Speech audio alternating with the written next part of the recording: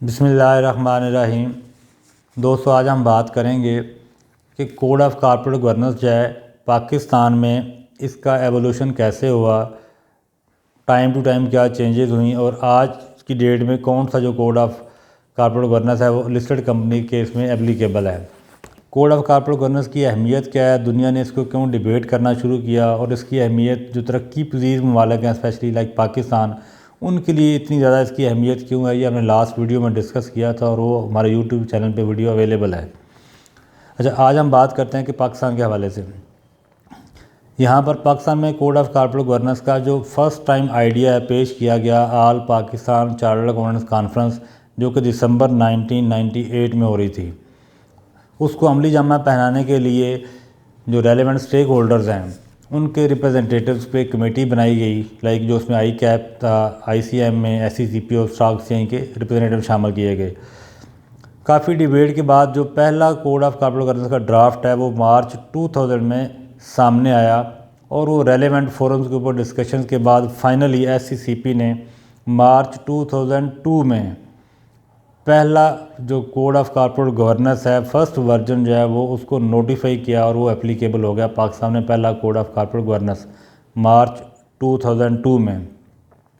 उसमें सिर्फ few regulation थे जो थे वो कंपलसरी थे, बाकी सारे रिकमेंडेटरी नेचर के रेगुलेशन थे। और ये जो कोड ऑफ़ कॉर्पोरेट गवर्नेंस है ये तकरीबन 10 साल तक एप्लीकेबल रहा और 10 साल बाद 2012 में उनको रिपील करके नए कोड इंट्रोड्यूस किए गए और वो प्रिंसिपल बेस थे। 5 साल तक 12 वाले कोड एप्लीकेबल रहे और 2017 में अगेन एक मेजर चेंज आई और जो जितने कोड हैं उनको रूल बेस कर दिया गया, जिसमें आलमोस्ट सारे रेगुलेशन थे वो कंपलसरी थे विद फ्यू एक्सेप्शंस। 2 साल तक ये रहा। उसके बाद जिससे हमने लास्ट वीडियो में डिस्कस किया था कि इंटरनेशनली जो मुख्तलिफ जुरिस्डिक्शन हैं इंक्लूडिंग जो OECD के मेंबर्स हैं उन्होंने अपने नेशनल कोड अमेंड करना शुरू किए, तो उसी तनाज़र में पाकिस्तान में भी एक मेजर शिफ्ट आई और हमने सितंबर 25, 2019 को SRO 1163 के तहत SECP ने कोड ऑफ़ कॉर्पोरेट गवर्नेंस जो रेगुलेशन 2019 है लिस्टेड कंपनी के लिए वो नोटिफाई कर दिए। और ये जो कोड था ये हाइब्रिड है रूल बेस और प्रिंसिपल बेस का।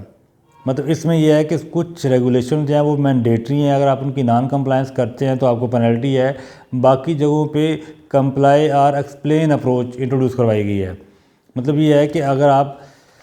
या तो उस रेगुलेशन को कंप्लाई करें, अगर आप समझते हैं कि मुख्तलिफ वजूहात हैं 1, 2, 3, 4 जितनी भी समझते हैं आपके केस में उनकी बेस पर समझते हैं कि ये एप्लीकेबल नहीं है या कोई अल्टरनेट है, तो फिर आप उसको एक्सप्लेन करें। और मैं समझता हूँ कि इससे ये जो एक फ्लेक्सिबिलिटी है इससे कंपनीज़ को आउट ऑफ बॉक्स थिंकिंग का अल्टरनेट कोर्स देखने का एक मौका मिला।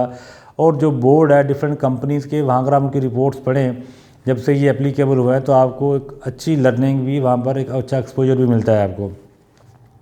अच्छा, फिर एक हमारे यहाँ पे एक अक्सर देखा गया है कि लोग कहते हैं कि जो कोड ऑफ़ कॉर्पोरेट गवर्नेंस है वो आपकी जो फाइनेंशियल डिसिप्लिन है उसकी इफेक्टिवनेस के लिए ज़्यादा हेल्प करते हैं।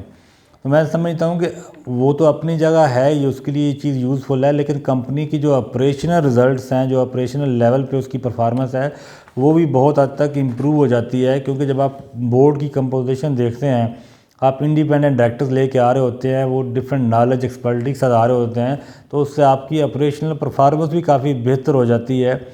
और आपकी कंपनी की जो स्टेबिलिटी है और ग्रोथ है उसमें काफ़ी वही चीज़ें हेल्पफुल होती हैं। जहाँ पर भी कॉर्पोरेट गवर्नेंस जो है वो बेहतर होगा, वो ये इंश्योर करेगा कि जो बिज़नेस एनवायरनमेंट है वो फेयर है, वो ट्रांसपेरेंट है और वहाँ पर जो कंपनीज़ हैं वो अपने एक्शंस के लिए अकाउंटेबल हैं। बट इसके कॉन्ट्रेरी, इसके रिवर्स क्या होगा, जहाँ weak code of corporate governance होगा वहाँ पर वेस्टेज,